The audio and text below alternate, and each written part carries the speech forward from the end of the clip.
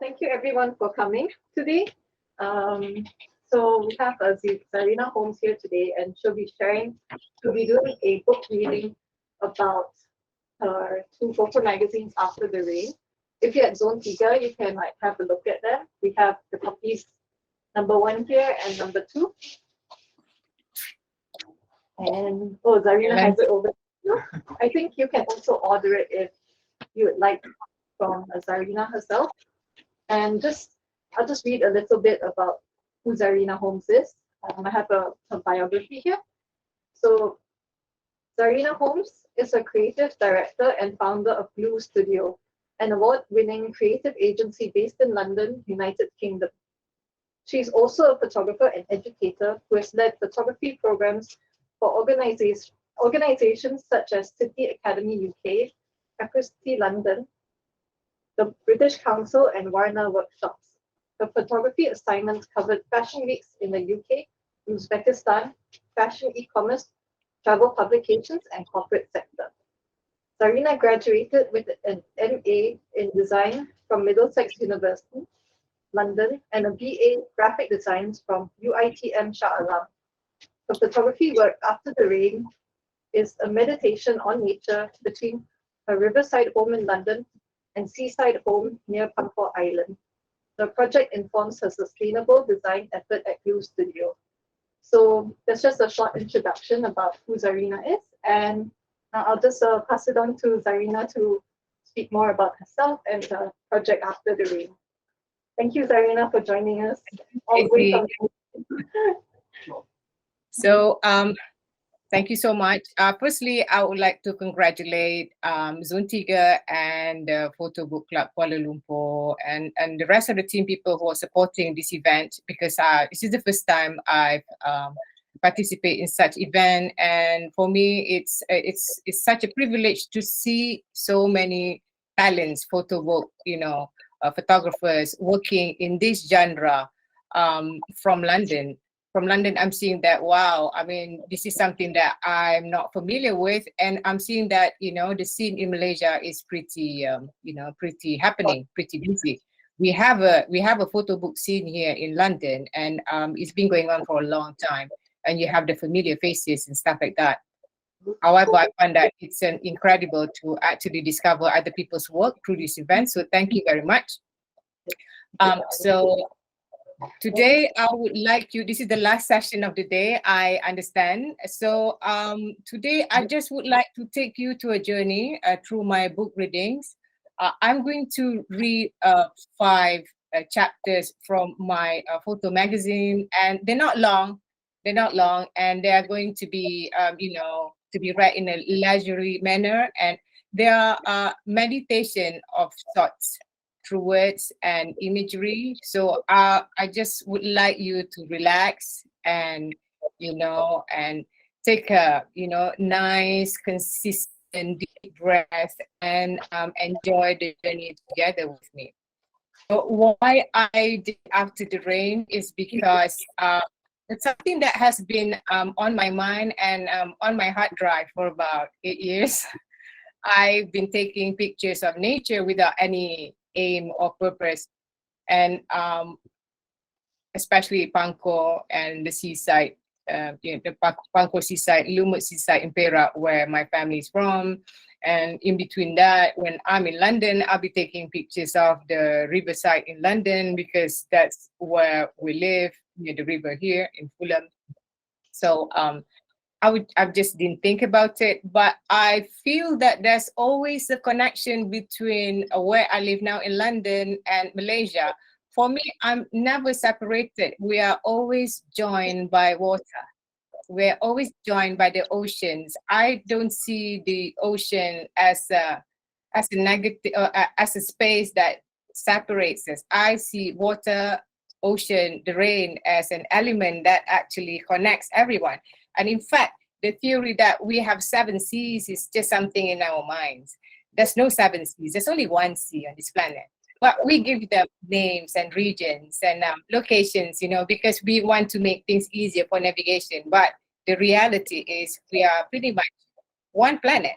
So that's the underlying philosophy behind After the Rain. The other part of After the Rain is pretty much a type of meditation that we do while we're creating. And as a designer, we understand that we create as a way of thinking. Yeah. So creative people, when they want to think, when they want to solve something, or even when they want to figure themselves out, they will start making things. Making is a way of thinking for creative people. So while I was making this project, taking pictures, I was actually trying to think about how to talk about the environment. And for a long time, I didn't feel that it's in my power or my position related to my professional work to have a voice or comment on nature and environment. And for a long time, I thought that because I'm a lifestyle photographer, I'm a designer, my job is to just care about what assignment being given to me professionally, and I just have to do just that. But I find that it's not true. It's not true that we don't have individual opinions. And we, the NGOs for environment, they're wonderful, love working with them. But as individuals, we also have this kind of responsibility to understand our own voices and then say something. By that, if you're a photographer, you have to say, well, you have to edit your photos. You have to actually think about how to put things together. So that's another journey altogether. And so after a dark winter in 2019, wasn't it? 2019, 2018, 2019, 2018 probably 2019, both years. I decided to sit down and produce the first After the Rain. And this is after I went back to my home in Perak. And then I went to Pangkor Island and I saw so many rubbish on the beach, washed from the sea. And they're not from the island itself. They were from the passing ships. Yep. The passing ships in Selat, the Malacca Straits. And, we saw all this rubbish after the rain in the morning. And then I sat there and I thought, right, I have to do something. And that's the beginning of it. And I'm lucky because I had such a good support for the project. I had Stephen writing the forward for it. Thank you, Stephen, for the first one. And I presented the work at an event in my local borough, Hammersmith and Fulham. So the project was, the first launch was supported by the London Council. That's part of the government. Because I also, we also invited artists in London to talk about their issues, their observation on the riverside and the seaside in England. And their opinions are very interesting. And we discovered that what I saw in Pangkor Island, Lumot, and what people saw in Devonshire and the River Thames is the same thing. We see the same water. We see the same thing that connects us. We see the same problem with pollution. We see the same problem with our attitude, toward ourselves, how we treat the environment we live in. So that's the beginning of it. So without further delay, I will start presenting the book chapters, the PDF. And after I'm done, we can open the Q&A session from the audience. And Zarina will be joining me with some, extra questions, just in case there's not enough questions. So we have things covered. Okay. So shall I present now, Stacey? Yes, go ahead. Right. Okay. So let me open the PDF on my screen. This is like teaching, isn't it? Can you hear the aeroplanes in London? Window. Right. So what I'm going to do is go back up. Go back up.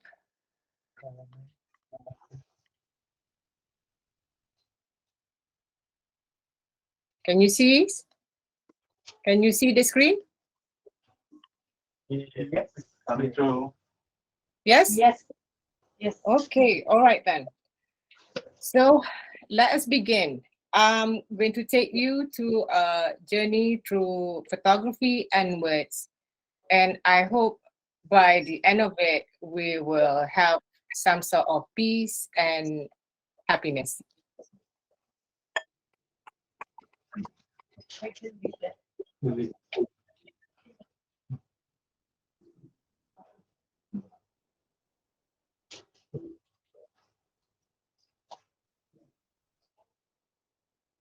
Chapter 1, Song.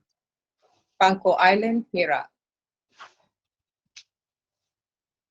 It takes a while to find your own voice. Being able to tell a story is one thing, but saying it through your own voice is another challenge altogether. However, it's not easy to cut through the noises and listen to our own voices, especially the inner voices. The internet doesn't really help in this respect, I'm afraid.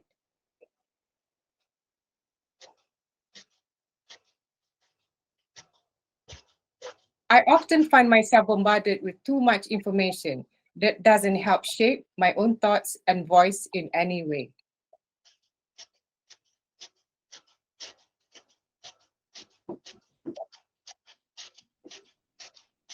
This is why at times I need to work remotely and in silence.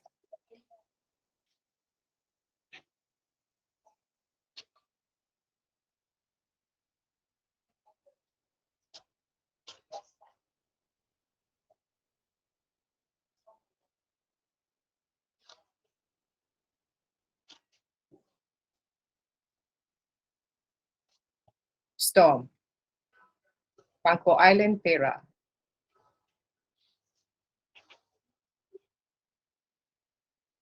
Poets talk about the storm as if it's a romantic thing. Maybe it is, after it passes safely, and the thundering force is a distant memory.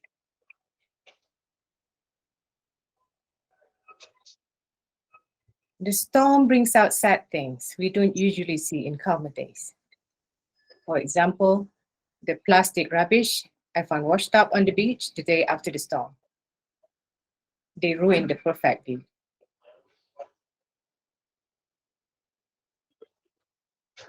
Perhaps the rubbish came from passing ships or have been lurking underwater all along. On my beach, it becomes my responsibility to clean it up.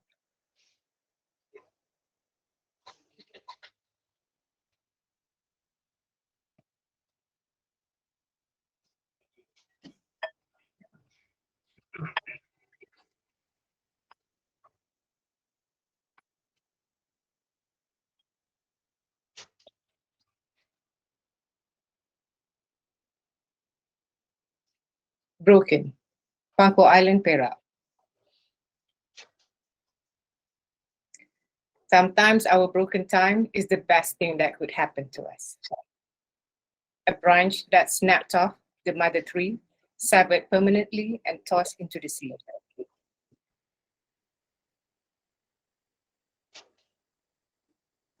A broken time, when we're left on our own, expectations unmet, could be the best opportunity to start over again. A little branch can grow again elsewhere.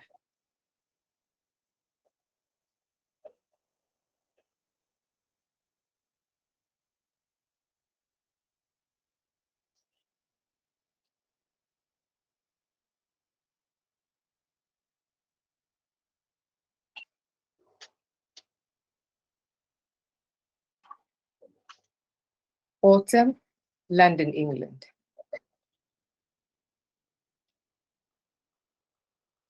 Autumn is like a friend that stays behind to help you clean up after a party. It's dependable and seldom disappoints.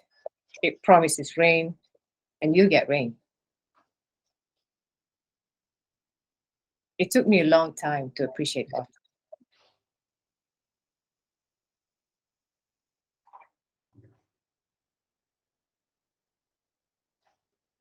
I love summer, but it fills me with FOMO.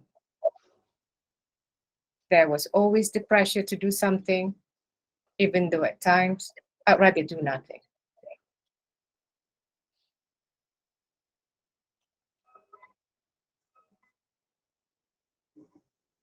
Autumn teaches acceptance. It's a time to enjoy the reward of harvest for the hard work done in spring.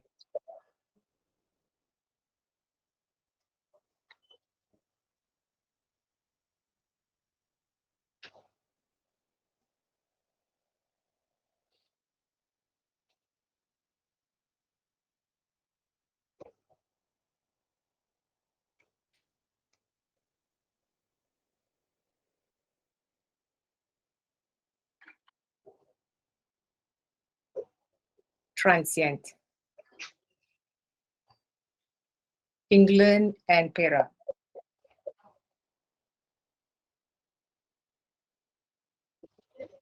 I'm not the same person that I was before the pandemic.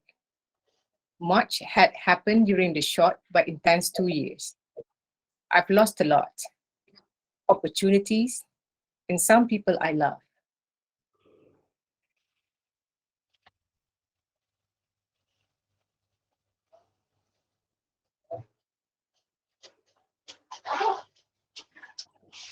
Most importantly, I had a change of heart about a few things.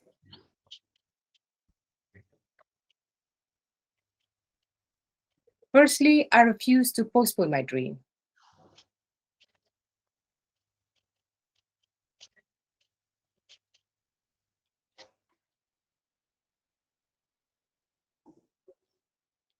I used to put everything else before myself: relationships, obligations, and fitting into all social norms.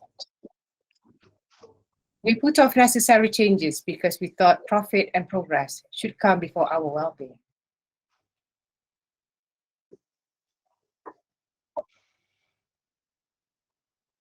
Secondly, I'm reclaiming my power as an individual. Today, we're led to believe that people with large social media followers are the only ones that could shape the world.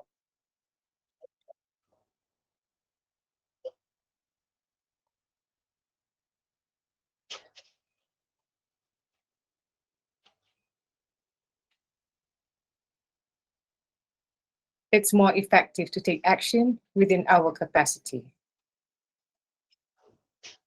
So, I'm going to captain my own boat this time.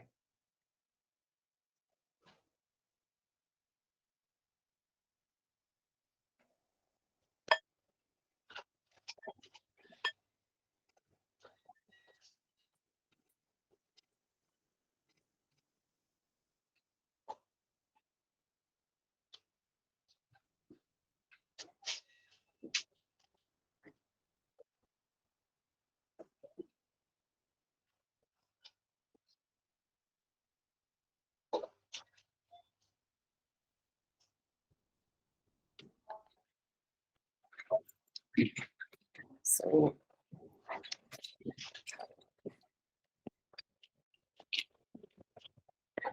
thank you. So that's a short book reading from the selected chapters. I can read the whole thing to you, but you'll fall asleep and then you won't go home. So basically, I wrote those chapters in between travels, and usually it happens, in the night, at the end of my day, very end of my day, and it's the kind of thoughts that I always have in my head while I was doing things, taking pictures, or just going about my daily life. And for a long time, it just sits in my head, not doing anything. But one day, I decided to write them down, like like just thoughts, random thoughts, and then it becomes a journal, like a folder of journal in my Word document. And after that, I thought that, you know what, maybe I can do something to match it with the images that I have taken. So it becomes like a parallel narrative with the storytelling. and the beginning of it was a lot about finding our own voice, my own voice particularly, because I just thought that, you know, when you are trained for such a long time to have a professional voice, especially in the creative sector, it's very hard to actually have a critical opinion about things, especially, you know, things that you think would rock the establishment, or you think that, you know, would just put the horses, you know. But then again, if you're an artist, that is your tool, isn't it? I mean, the power of an artist is you're able to present an idea and be critical about things and then express it in your own way. It's not like you have a brief to achieve a certain marketing target. As an artist, you try to champion what you see, and basically all you want to do sometimes is just holding the mirror up to the society. Whereas in our professional life, that's not our job to hold the mirror up. We're there to do certain things, you know. So this is where I find that projects, photo book project, like After the Rain, you know, is pretty refreshing. It stops me from being stagnant. It stops me from being separated from the environment or separated from the society. I have a function in society as you know, as someone who productive, but I think that is not 100%, you know, me as an artist. You have to have your thoughts out there, you know, about the world. So I think movement like photo books and, you know, photography exhibition and stuff like that is very important, because it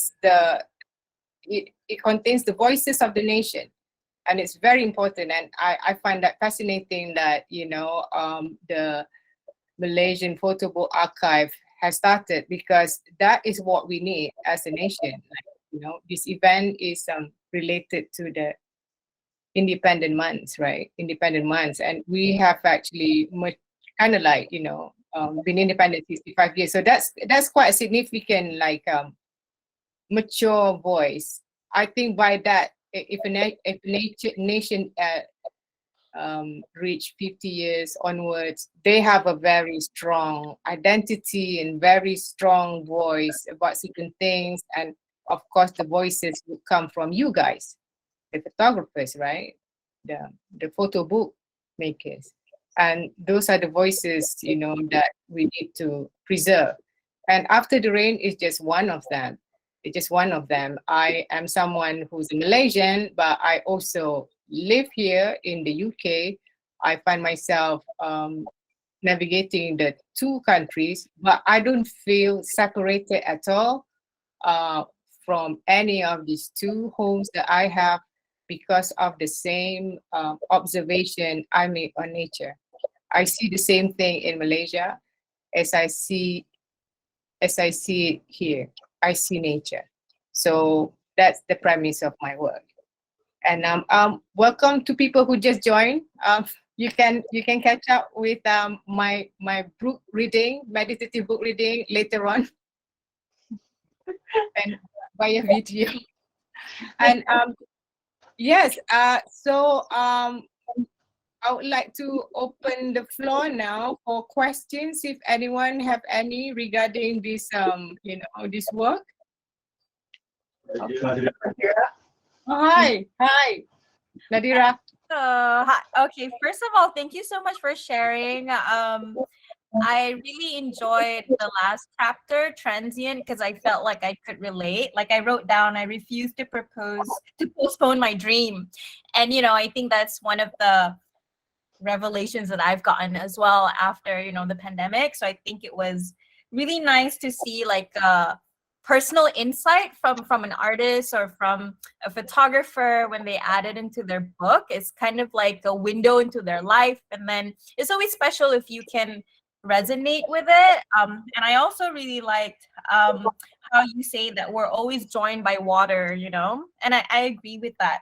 So my question is, you mentioned that you wrote your thoughts like journals, like sometimes in the middle of the night or when you're like in your own little quiet space. But when working on this book, which came first, the sequence of the photos based on the chapters or the words? Like, what was your process like? Oh, right. Okay. Yeah, that's a good one actually, editorial wise.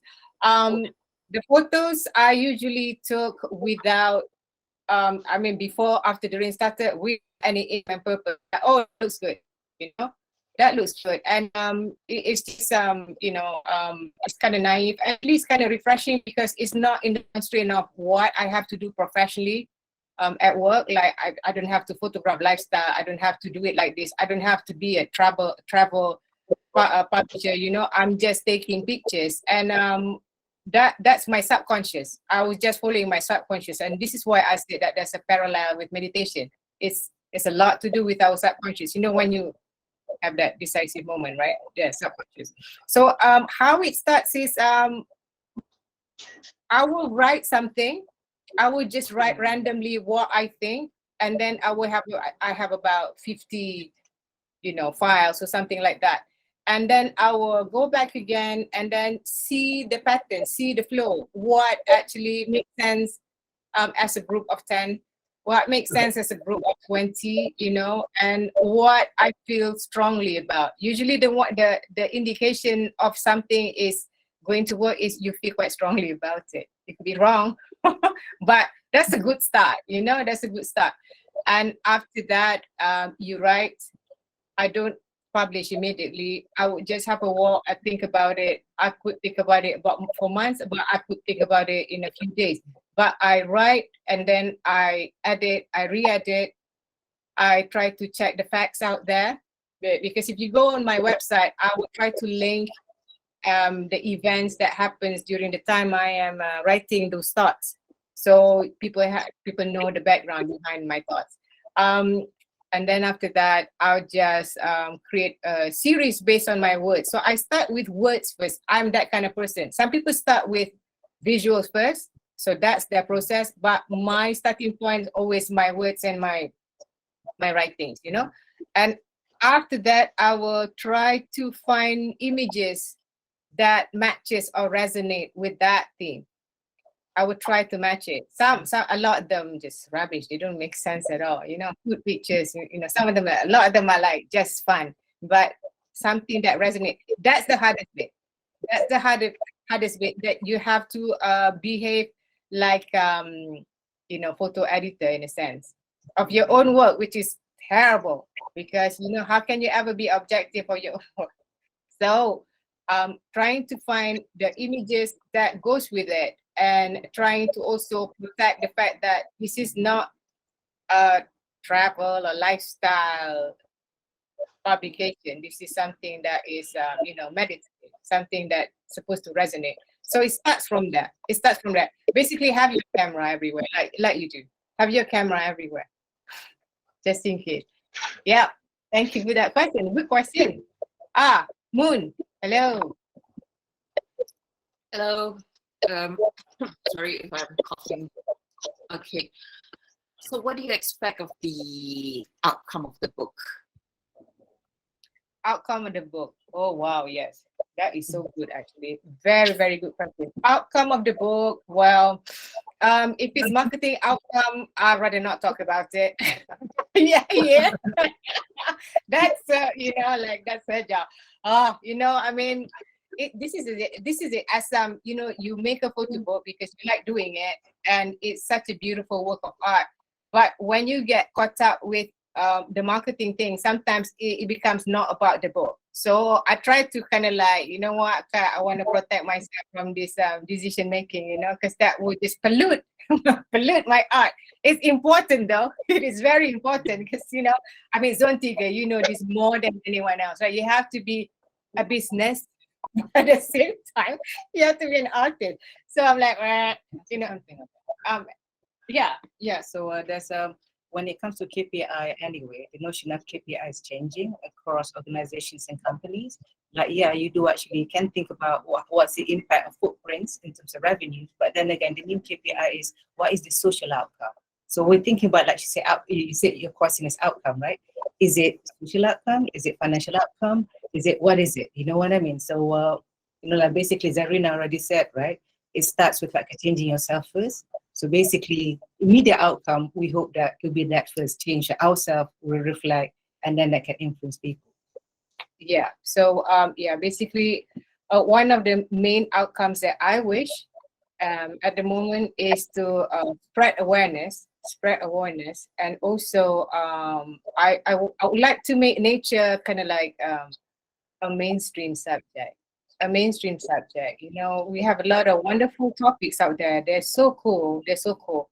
But I think nature has been in the backseat for a long time, and I just want people to be aware of it, and I want to keep talking about it. And I also want that to be part of our, you know, Malaysian voice. You know, like we're the kind of people that actually conscious about our environment. So that's the output that I want. Hopefully, I'm social change. Thank you, Moon. Oh, Stephen. Hi, Stephen. Yeah, I just want to follow up on, first of all, thank you for your reading. I just want to follow up on what Moon was asking. I think the outcome, because it's self-published, the cost per copy is very high. I mean, I have the same problem of getting self-published books out to anywhere, because it's just too expensive to print a large run. So I think one thing we have to address in the future or whatever is to have maybe, for example, in Malaysia, a local publisher. It can be Zontiga, it can be Photobook KL or whatever, that handles maybe the printing and distribution of these of our self-published books. I mean, it doesn't have to be like you know, like MPH or one of these big guys. It could just start off with, you know, Zontiga you know, sending a few copies up to Penang and Johor and Singapore, and then it starts that way, because that's also important. I mean, there's no point making these books and nobody's seeing it, right? Yes, exactly. You could sell PDFs, but nobody looks at PDFs nowadays.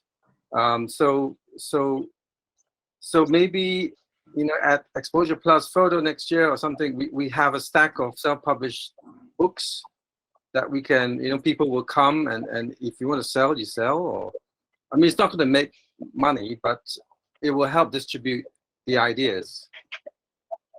Just a suggestion.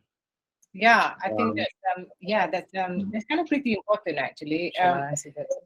So supply chain is very important. Like it's always something that is not spoken in making photo book, right? What you see is the end product. Well, actually the journey to get there, choosing the papers, choosing the publisher, and the cost, the you know, postage cost and everything else is something real. You know, if there's a dedicated space to actually help do that, that would be really great. Like Sivili said, I mean, Zontiga, you know, what do you think about, you know, the process of producing photo books? I mean, you see it closer than we do.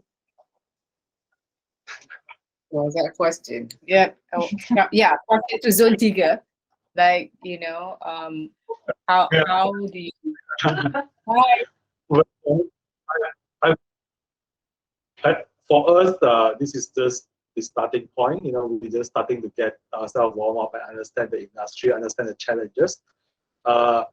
Personally, I'm very much interested in terms of how to go about, you know, assisting, helping to really further promote this. You know, I have that passion and interest in it personally. So I'm open to all kinds of suggestions to see how to go about, you know, further promoting it. I think that's I wouldn't say much beyond that, you know, but definitely let's be open and talk about, you know, any ideas. Okay, let's talk. Selena, you want to say something? So basically, you know, like it's about commitment as well. When you know how it is, Stephen and everyone else. When you self-publish, you actually make a commitment to actually put so like an object to your voice. Now, our experience with like the British side of publishing, right? The onus or the burden on actually committing to your own voice and putting it out in art form, right? And the cost as well. You know, it depends on as the publisher or the creator, right? But the British Library or the British government, the moment you decide to put an ISSN, on the back of the so like your artwork or your book, right? That's when the government will meet you halfway and commit to archive it forever. They will take it in, they will put it somewhere in a repository, and they will archive it. And I think that's because they have a culture of Chaucer. We know all about Chaucer and some sort like what do you call it, a diarist, right? Like Pepys, Samuel Pepys, right? Nobody knew about them. It's just journals that they actually wrote, a book they actually wrote. But the reason why the new generations knew about them is because they have this culture of archiving. It doesn't matter if it makes money or not, but they have this culture, or this person is dead. We should preserve this voice. This is the voice of the 17th century. So we actually must preserve it. So they preserve Samuel Pepys' diary, Zarina journal, right? And 400 years later, the new generation read it. It's like how does United Kingdom deal with Reformation, changes, instability, new kings, old kings, right? And I think like Stephen, like alludes, right? Yeah, I mean like the burden at the moment it still lies on us. There's many factors, right? Of course, whatever, right? But is like I wonder if Malaysia one day will have the same like a mechanism that United Kingdom have, which is once you put an ISN on the back of your book, that's it. That's a commitment, and then an entity say, okay, we will actually archive the print and also the digital form forever for future generations. That is something that still we don't have. So I don't know about Dewan Pustakaan. Maybe they have something similar, the archive. Could be. Yeah, could be, yeah. So that's people that works in library, right? Librarian, the national librarian would know more about that. Yeah. And so any questions from the floor? Otherwise, Helena will ask me hard questions. Anyone at Zontiga have any questions for Zarina? Oh, Fitri, I wanted to ask actually, for your book, The Malay, you have an ISBN, right? Yeah. Did that get archived in the National Library or? As now, Stephen just highlight whether the National Library will be archive our book or not. Yes, they do. They will ask you to give a copy of your book with ISBN within 3 months.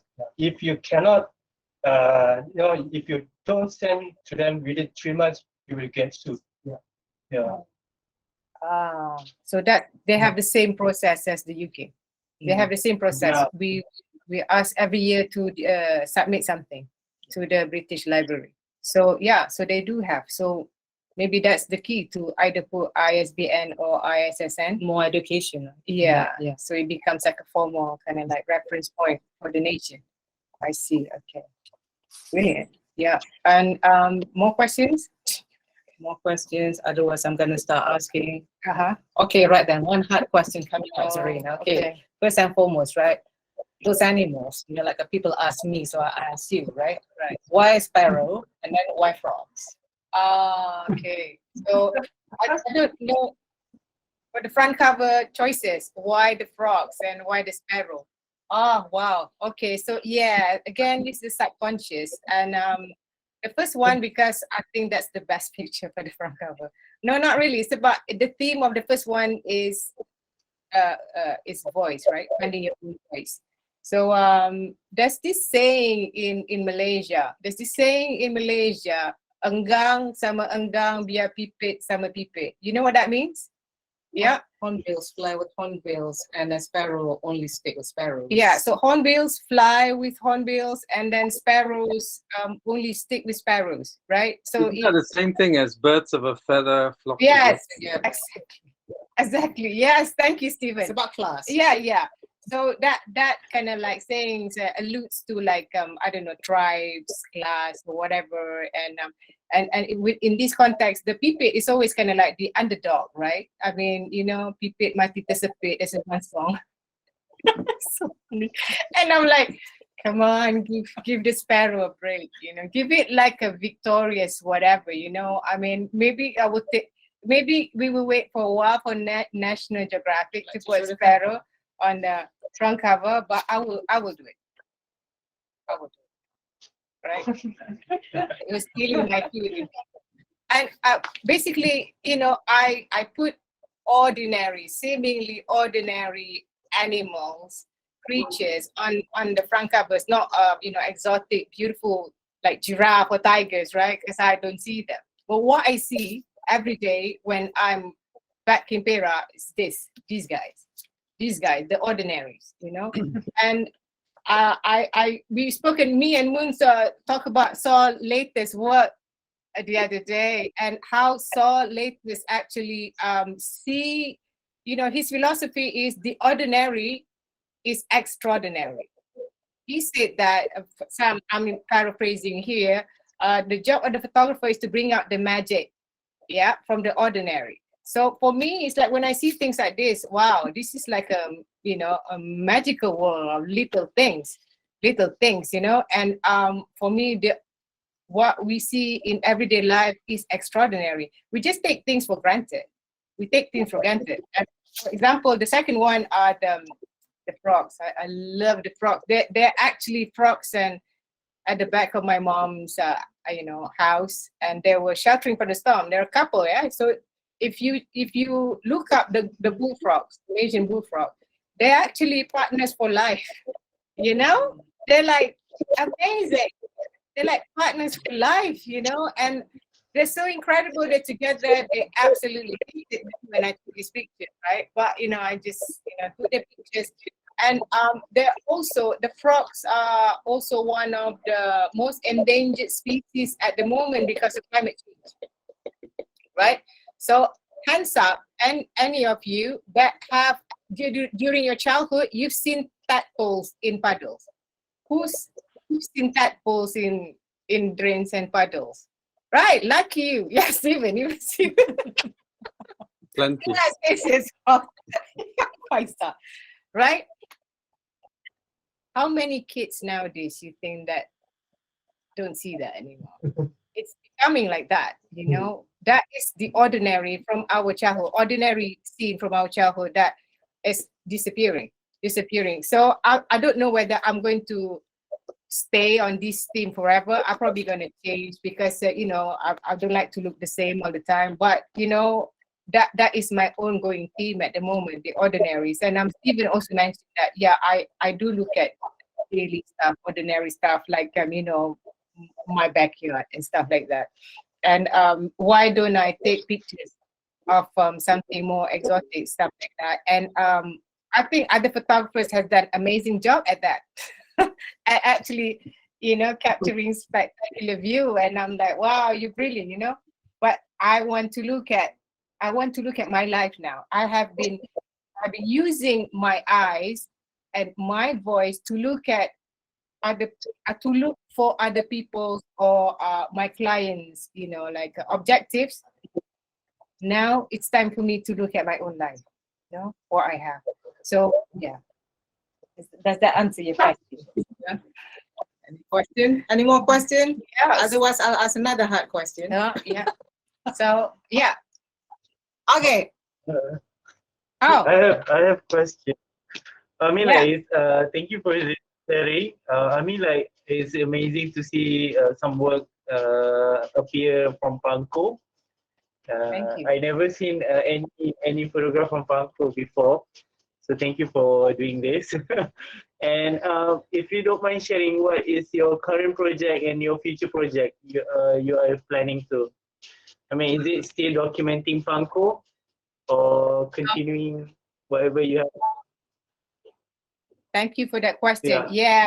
So basically, in the future, well, I have a couple actually. One is a project where I am looking at sustainability and how we explore upcycling and stuff like that. I have a project called Homegrown Series, and that's a difficult one because it happens mostly in London, and I could only do it 3 times a year.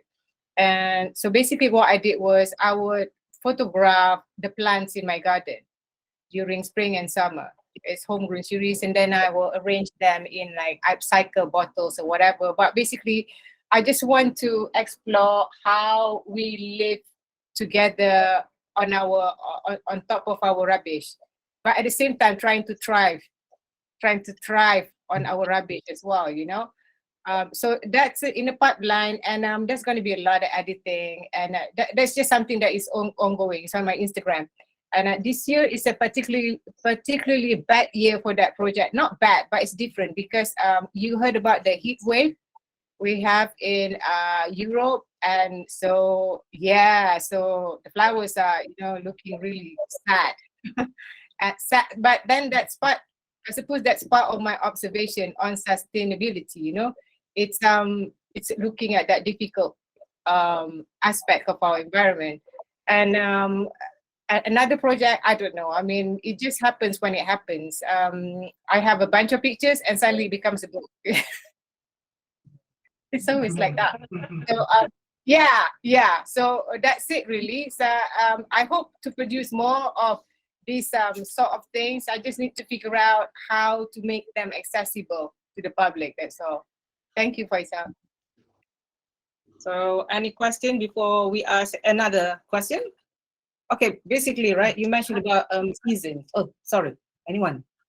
You mentioned about seasons and the constraints, right? About the heat wave and whatnot. So, I mean, can you tell, so like the audience here, right? Why do you actually feature scenarios from different seasons? Because I know Malaysia, seemingly, they have one season. Actually, that's not true, right? And how does that season influence your mood? Yeah. So my work is very seasonal. Very seasonal. It's about observing the seasons too. And well, because that's the reality of where we are. We look at the changes all the time.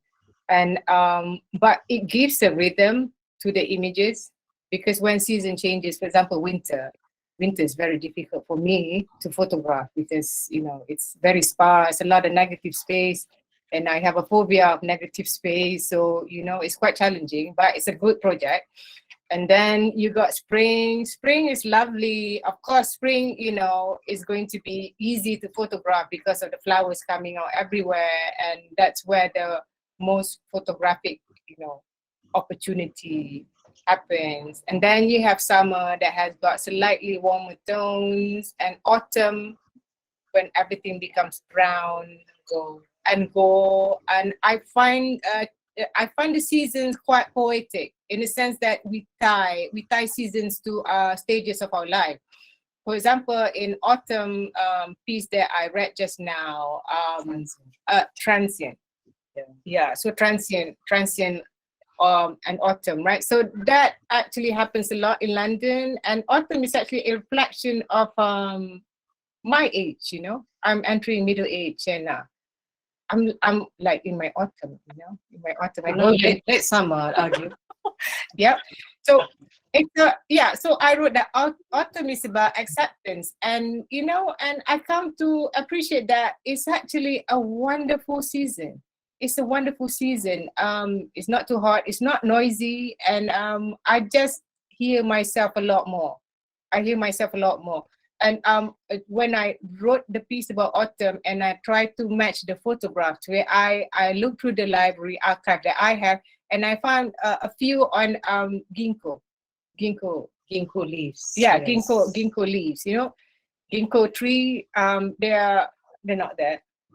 They're incredible because when they become slightly mature in late autumn, they become gold. Like amazing gold. And the ginkgo in an Eastern culture has a very deep, symbolic meaning, like it's wisdom, right? It's called the forever tree or something, because they live for hundreds and hundreds. It's like eternal wisdom. So that's how I find the season kind of like influence the poetry of my narrative, so to speak. And winter, rain, obviously.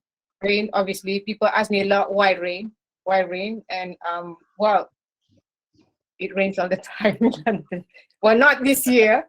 Usually it rains all the time, but it rains all the time in Perak too, in Lumut too. Whenever I'm there, just storm.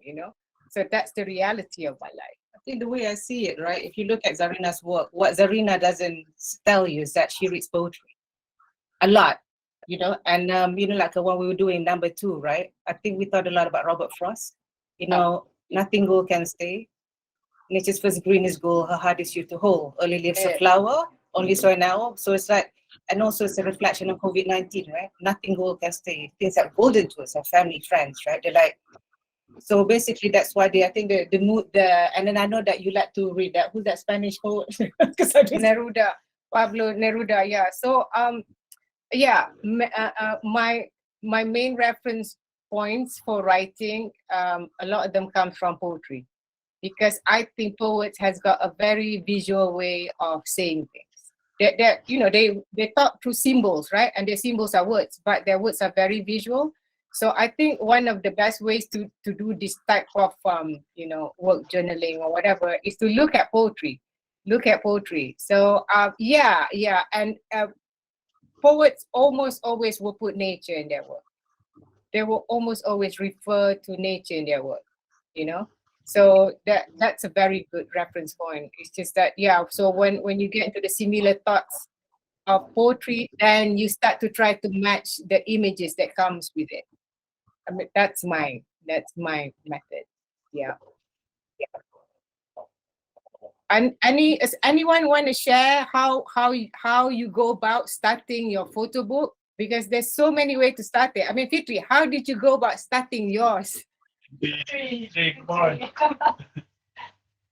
Come again, Zarina?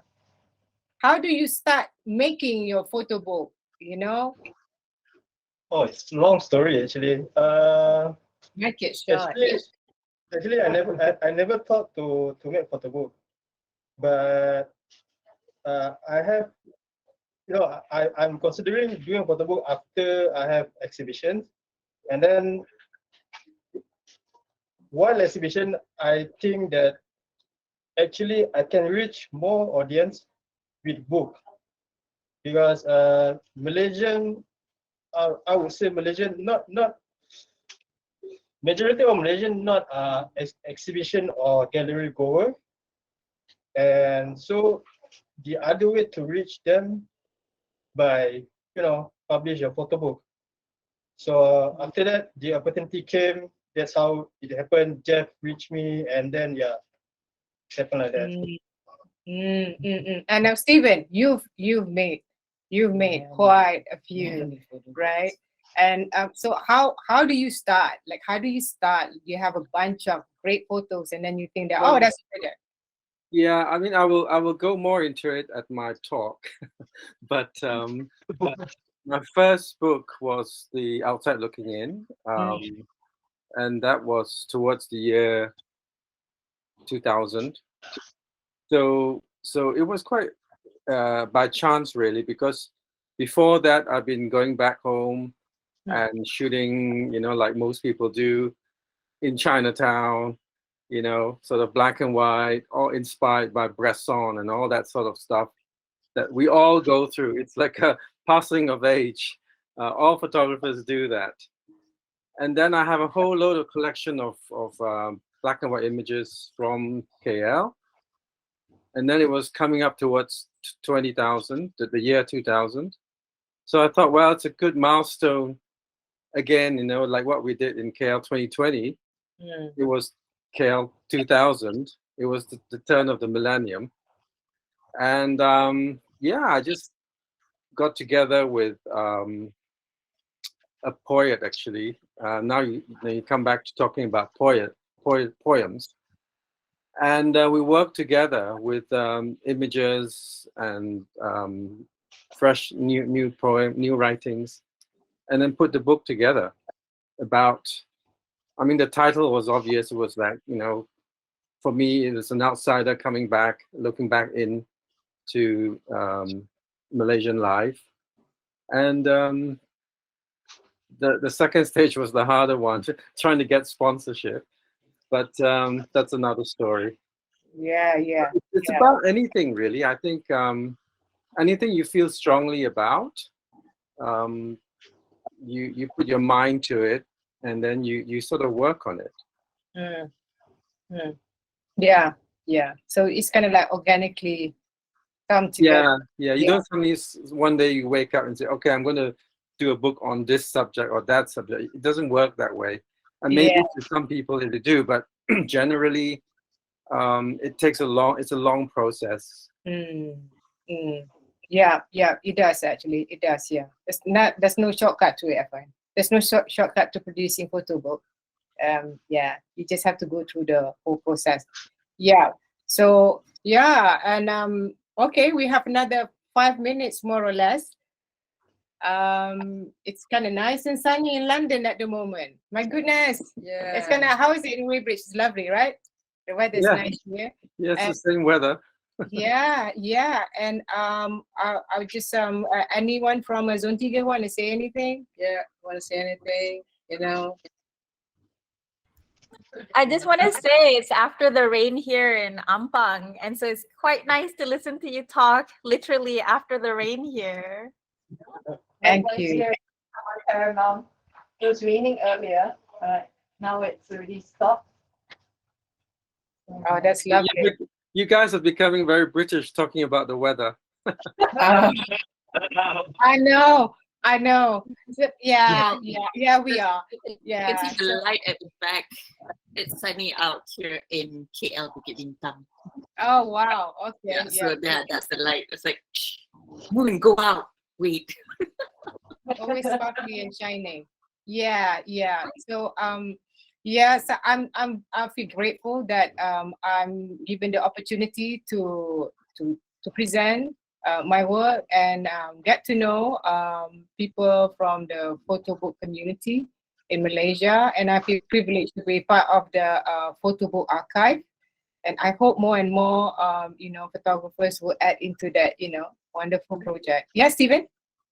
Yeah, just before we end, how can people in Malaysia get a copy of your book Okay. or your publication? Because I'm going back in a couple of weeks' time. So, if anyone wants a copy, you can make an order now.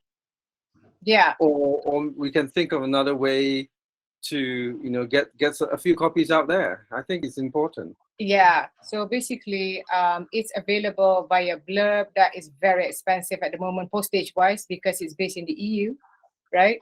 And we have it also on Kindle, on Amazon Kindle. You have to download the app though if you have Kindle.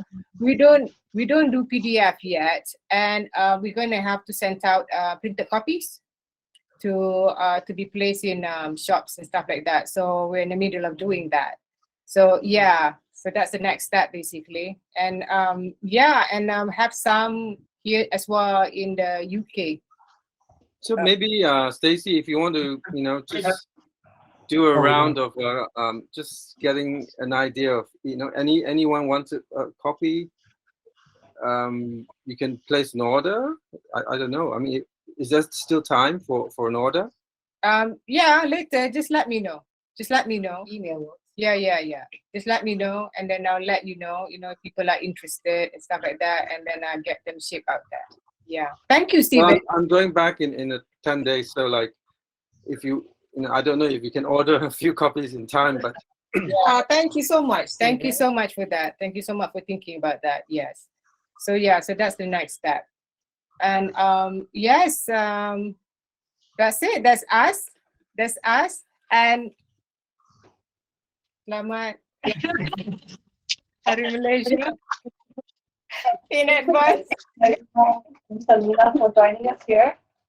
During actually, this is our first ever online kind of hybrid type session. So we're very happy you were the first to help us do this too. And Unfortunately, it went quite well. yeah, thankfully everything went all right. I hope everyone here had a good time too, as well as everyone online. But yeah, Moon has something to say. sorry. Sorry, it's a last minute question.